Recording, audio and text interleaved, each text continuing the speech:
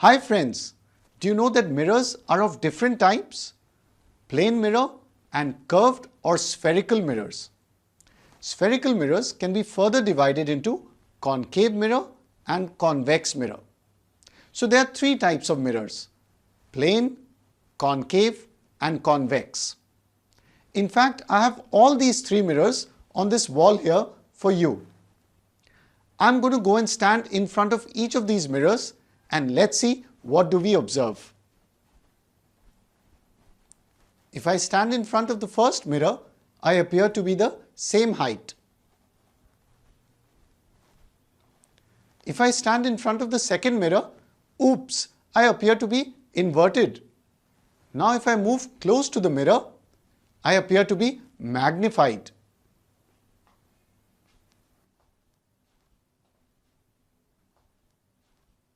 Now if I stand in front of the third mirror, I appear to be shorter. Can you guess the type of mirror for each of these? That's right. The first mirror is a plane mirror. The second mirror is a concave mirror. And the third mirror is a convex mirror. Let's talk about the three mirrors.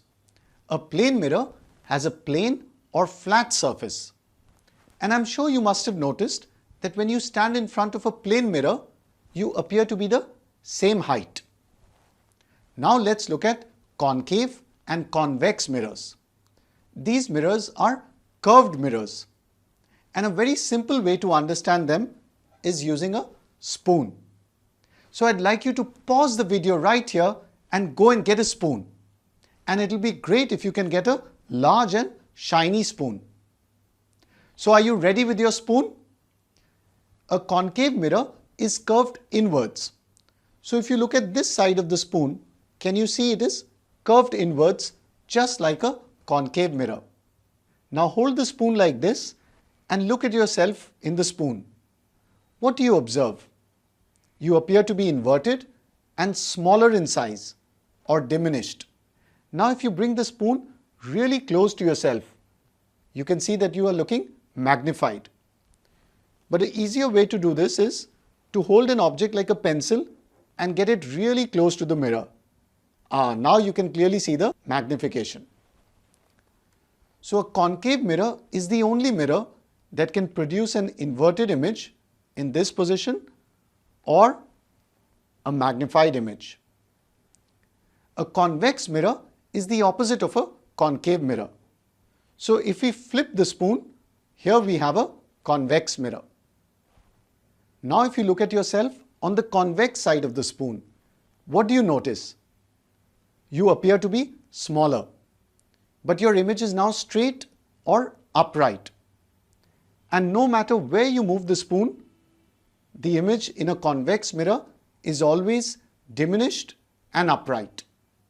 So this was our quick recap on the three mirrors. More details on spherical mirrors coming up later in the video. But first let me ask you, which types of mirrors are you using in your daily lives? I'm using all three types of mirrors every day. If you don't believe me, I'll be showing you some clippings from my daily life. And you need to be a detective and identify the type of mirror. Is it a plane mirror, concave mirror, or a convex mirror? Are you ready? Let's start. In the morning, when I shave, which type of mirror am I using? The shaving mirror is a concave mirror. The face in the mirror is magnified. If I flip this mirror, there's a plane mirror behind this. Can you see the difference in magnification between the plane mirror and the concave mirror? When I comb my hair, which type of mirror am I using? This mirror has a flat surface. It's a plane mirror. When I leave the house and go down in the elevator, which mirror does the elevator have? It's a plane mirror. To save time, I can actually comb my hair on the way down. While driving the car, I use the two mirrors, the rear view mirror and the side mirror. Which types of mirrors are these two mirrors? That's right. The rear view mirror and the side mirror are examples of convex mirrors because they give a greater field of view. There are mirrors kept at road intersections so that you can see the vehicles coming from the other side. Which type of mirror are these? That's right, convex mirrors. So as you can see, I'm using all three types of mirrors every day: plane, concave and convex mirrors. Concave and convex mirrors are together called spherical mirrors. Now, do you know why they are called spherical mirrors? If I take this ball, it has the shape of a sphere. Now let's imagine the surface of this ball to be shiny like a mirror. I wish I had a silver colored ball, then it would actually look like a mirror. Now if I take this knife and I cut the ball here,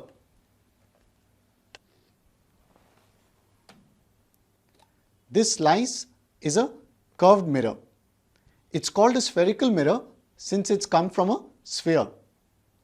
If the inside portion is polished, it's called a concave mirror. If you polish the outside portion, it's called a convex mirror. An easy way to remember the concave mirror is, it's as if you're entering a cave. It's a hollow portion. So this side is a concave mirror and the opposite side, which is bulging, is a convex mirror. The concave mirror can be represented by this simple diagram where the smooth side is the shiny reflecting surface. The side with these small dashed lines is the back of the mirror. Similarly, for the convex mirror, the smooth side is the shiny reflecting surface and this side is the back of the mirror. Now an interesting question is why these mirrors behave differently. To understand, let's imagine we are throwing a parallel beam of light on all the three mirrors. Let's start with the plane mirror. So if you throw the parallel beam of light, can you see that the light rays remain parallel even after reflection? Next, let's try the concave mirror. Now if you throw the parallel beam of light, can you see that the concave mirror converges the light rays to a point? The concave mirror is a converging mirror. And now let's look at the convex mirror. So if you throw the parallel beam again, can you see that the convex mirror is diverging the light rays? So the convex mirror has a diverging action. It's a diverging mirror. Here's a comparison table of a plane, concave and convex mirror. Now you must be thinking, why curved mirrors converge and diverge light rays but a plane mirror does not? Is it because these laws of reflection hold only for a plane mirror and not for curved or spherical mirrors? What do you think? The answer is the laws of reflection always hold for both plane and curved mirrors. Let's take a closer look. So if you draw the normals at each of the points of incidence for the light rays, the angle of incidence is always equal to the angle of reflection. But the concave and convex mirror have a converging and diverging action because of their curved shape. It's due to their curvature that the light rays reflect in this manner.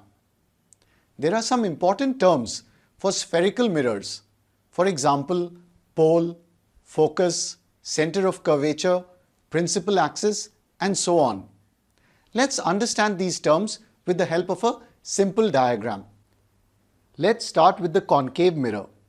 The center of curvature is the center of the hollow sphere of which the mirror is a part. The center of curvature is represented by C. The center of the surface of the concave mirror is called the pole, represented by P here. Radius of curvature R is the radius of this sphere. The straight line passing through the center of curvature and the pole is called the principal axis. The portion of the mirror where the reflection of light takes place is called the aperture of the mirror, represented by mm dash here. Remember, the concave mirror is a converging mirror. If a beam of light that is parallel to the principal axis is incident on the concave mirror, after reflection, the rays meet at a point on the principal axis. This point is called the focus, represented by F. The focus is exactly in the center of P and C. The focal length F is the distance between the pole and the focus. So focal length equals radius of curvature by 2. Now let's take a look at the convex mirror. Center of curvature is the center of the hollow sphere of which the mirror is a part, represented by C here.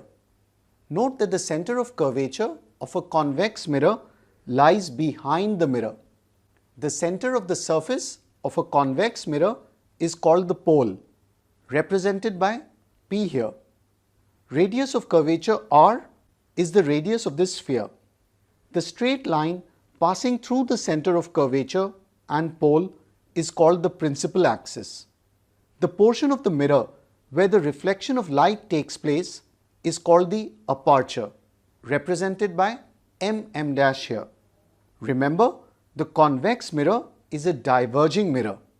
If a beam of light that is parallel to the principal axis is incident on the convex mirror, after reflection, the rays appear to diverge from a point on the principal axis. This point is called the focus, represented by F. The convex mirror has a virtual focus since the focus lies behind the mirror. The focus is exactly in the center of P and C. The focal length F is the distance between the pole and the focus. So focal length equals radius of curvature by 2. Let's place the label diagram of a concave and convex mirror on our concept board. Now that we are done with the concepts, are you ready for the top 3 questions on this topic coming up for you right now?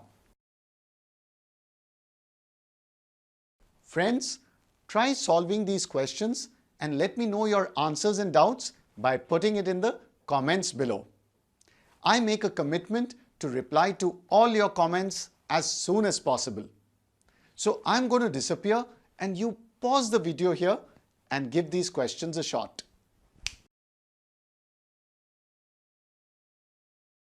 I hope the concept of spherical mirrors is super clear to you now. Remember, our spoon is both a concave and a convex mirror. I would also encourage you to look for the different types of mirrors in your daily lives. For example, do you know the torch has a mirror inside it? Which type of mirror is that? And what about the mirror in your dentist's office? Or the mirror on the streets and in the street lights? Do let me know what you find by putting it in the comments below. And do remember to subscribe to my YouTube channel and follow my Facebook page. And do check out my website, manochaacademy.com. Thanks for watching.